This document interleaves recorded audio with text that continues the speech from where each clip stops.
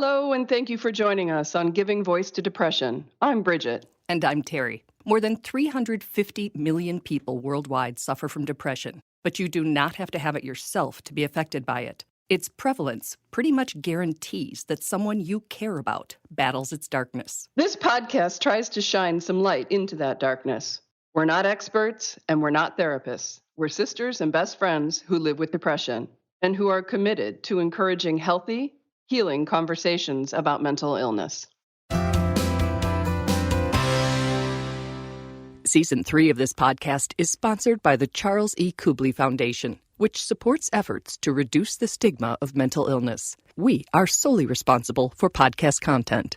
Hey, Terry. Hello, Bridgie. How you doing? I'm good, thanks. You? Good. I'm excited today we have, you know how we begin every episode that we say you don't have to have depression yourself to be affected by it? Just heard it.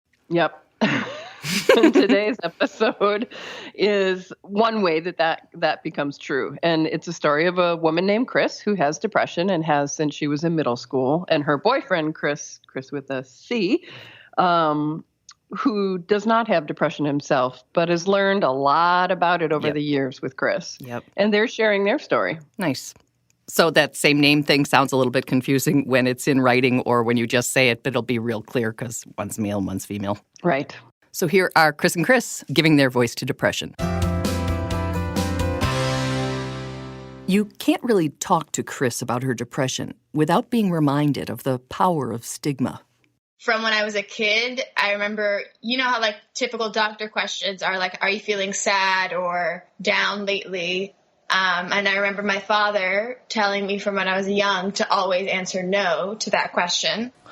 So that no one would ever really know about what you're feeling. Like they don't need to know into your personal business. And I was like, okay. So I've been doing that my whole life. So she couldn't talk to her doctor. When I realized I had depression, I was really young. I was about 12. And it was something that I never really talked about in my home. We never said anything. To this day, they're kind of people that feel the stigma sometimes, not really understanding what it is I do. And if your own parents don't understand, well, what are the chances your boss will? I have never felt comfortable telling any of my employers that I have depression for like the fear of them not hiring me being a complication, or them considering that I am unreliable. If I feel like it's always easier to just kind of not talk about it. Do you think that keeping it secret has limited your ability to get the help and support you might need? I definitely think so. I think that because I have almost a fear, though fear seems like too strong of a word for talking about it, that when it comes to seeking help, I suddenly feel weak or that I can't handle my illness. And so... Because you think other people see it that way. Exactly. Mm-hmm. That's boyfriend Chris. See, told you it'd be easy to tell them apart. I think because it's so different from quote unquote like physical illness, like you go to the doctor and they diagnose, people can see that you are sick, people can see that you have this illness, and they give you medicine and you get better. And that's kind of like what we as a society have accepted as illness. But when it comes to depression and a lot of other mental health conditions, it almost feels like it's someone's opinion. Like your depression is the opinion of this therapist that you saw. And so... It's not valid. Right. And it's easy for someone to look and say, oh, well, she probably just thinks that she has depression, or she's using it as a cop-out for this, or, you know, there's no way to really know. I think, at least for me, whether people are actually thinking that or whether I just think that they're thinking that doesn't necessarily matter. And that could be an example of self-stigma, when we internalize public discrimination. And we can make decisions and suffer some pretty negative consequences as a result. So, Chris, how do you think your life might have been different if when you first started experiencing symptoms of depression and went to the doctor, your parents had said, tell the doctor everything. Let's get to the bottom of this. I think I wouldn't feel as filled with guilt, filled with this need to prove myself. I think I would accept my depression as what it is. Right now, I don't accept my depression as what it is. I constantly keep putting myself down for not being stronger than the depression. And I think that if I had been in an environment that accepted my illness as an illness and not as just a teenager being a teenager, I think I would now in my current life here at 22, I would feel stronger with my depression rather than weaker because I have it. Can you do that for yourself now? Can I? Is there an opportunity to do a course correction at this age? Or do you just kind of feel stuck in it?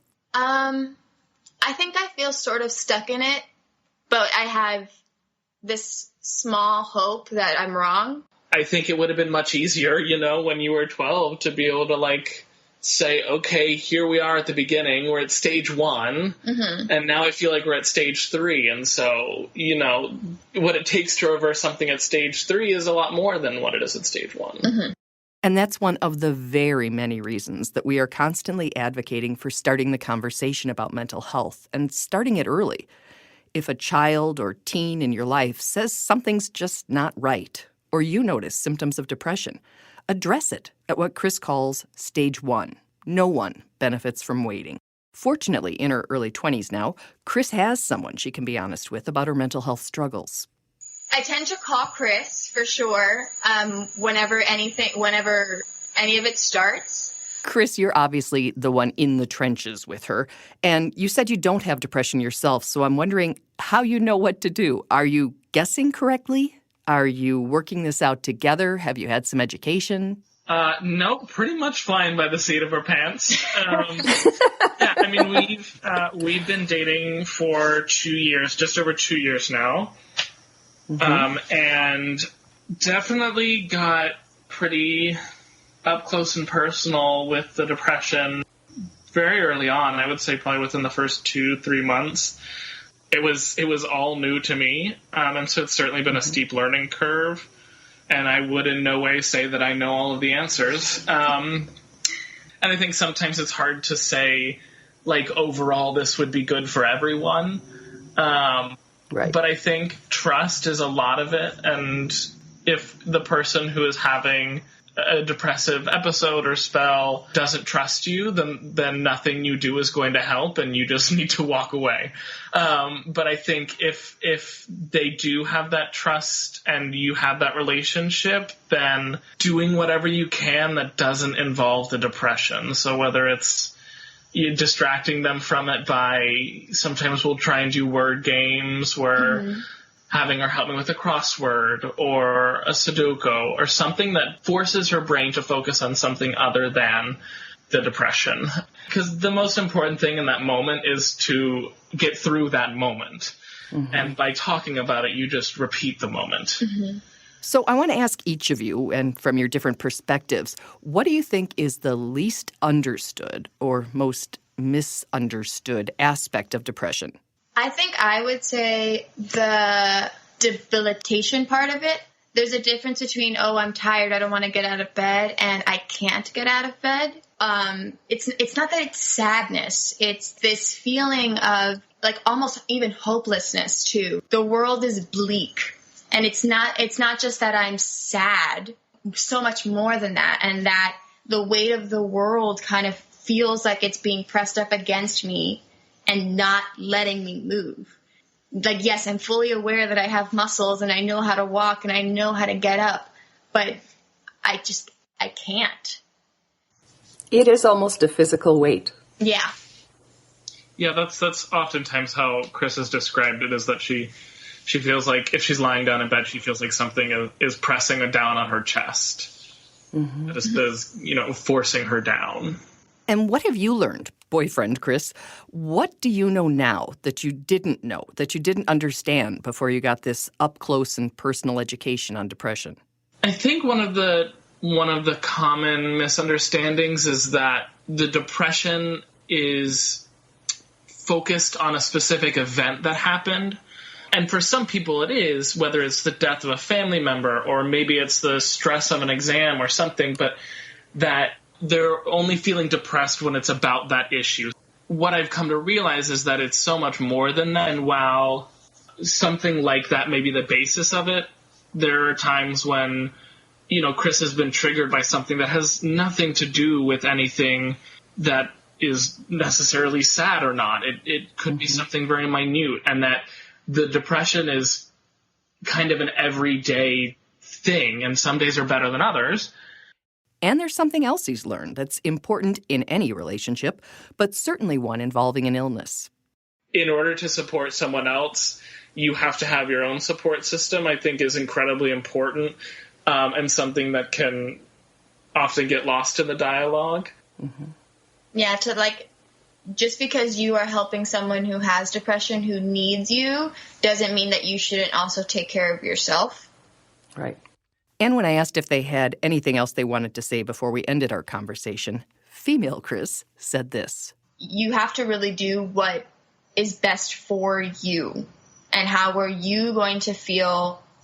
How are you going to get to your better place? How are you going to feel safe enough to continue living? Because the whole point is it's worth being alive. Like, I've been there. I've not wanted to be alive. And 10 years later, here I am, and I'm kind of happy that I kept living. And I think that through the struggle of the stigma and having to try and explain to everybody what it is that you need and what it is you're going through, you have to really remember that it's about you, your safety, and you are always worth it. And no one can tell you that you're not, or should make you feel that you're not. Yeah. Self-care. It's a big one for both the caretaker and the person with depression. Mm-hmm. It's a big piece of the puzzle, I think. And I loved the way that male Chris said the most important thing in that moment is to get through the moment. Mm-hmm. And it reminded me of, I can't remember, another guest, it was Sarah or Isabel, who said if you can just get through this moment and then the next one and then the next one, a shift takes place and you start to feel different. And it was interesting. They believe that by talking about it in that moment, you sort of stay stuck in it. And I had not heard that perspective before, so I really appreciated it.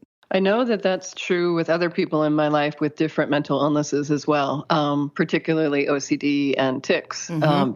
Just talking about it, just hearing about it, being asked, when's the last time boom, it's triggered. So, it speaks to this is the brain. Right. And I like the way that she said, had she been able to talk about it earlier, she would feel stronger with her depression rather than weaker because she has it. Yes. And I know that we both feel, more empowered since we've started talking about it.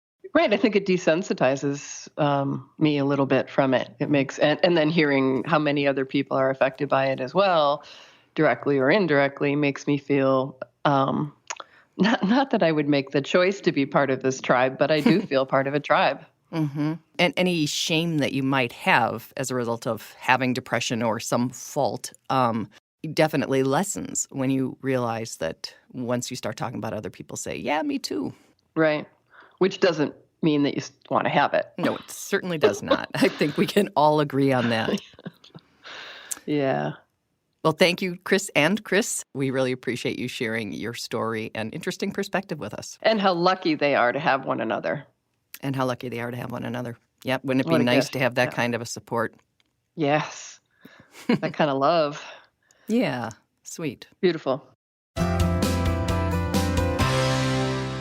We hope that our podcasts bring about a little more understanding or help people articulate their experience of depression a little more. And thanks to each and every person who's digging deep and finding the words and finding the courage to give voice to depression. And you can find our podcasts on our website, givingvoicetodepression.com, as well as on iTunes, where we hope you will subscribe, rate, and respectfully comment. And please remember, if you're hurting, speak up. If someone else is hurting, listen up.